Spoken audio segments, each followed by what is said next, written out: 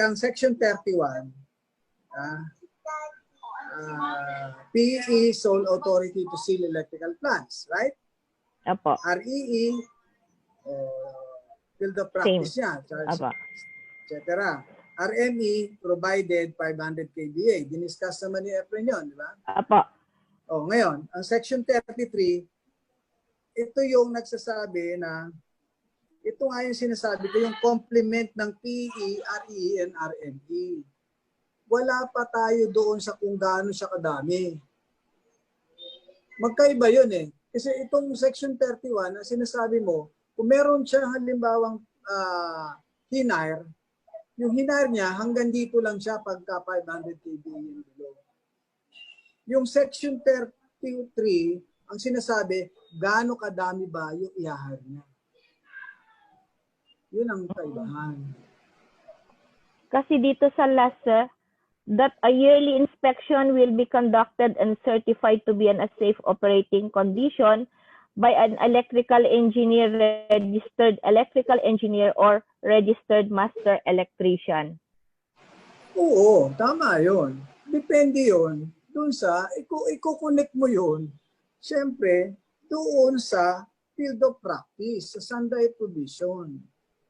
Kung hindi naman siya qualified to certify, ba't siya magse-certify kung RME lang siya? Kunyari, 1 MBA yun.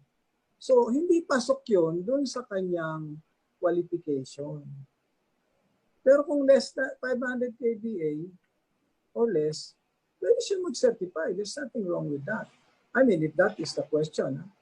Opo, yun po yung question. Kaya lang daw po, walang nakasulat daw sa Section 31 na magse-certify din ang RME kasi hanggang supervision lang daw po ang nakasulat, sir. So ngayon, ano sinasabi mo dun sa ano?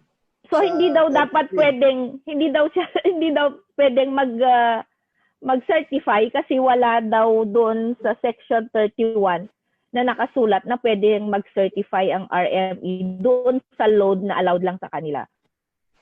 Kahit that is less than 500 po, hindi pa rin daw dapat allowed. Kasi hindi nakasulat sa Section 31 na pwede silang mag-supervise kasi mag-certify kasi hanggang supervision lang daw po. Okay.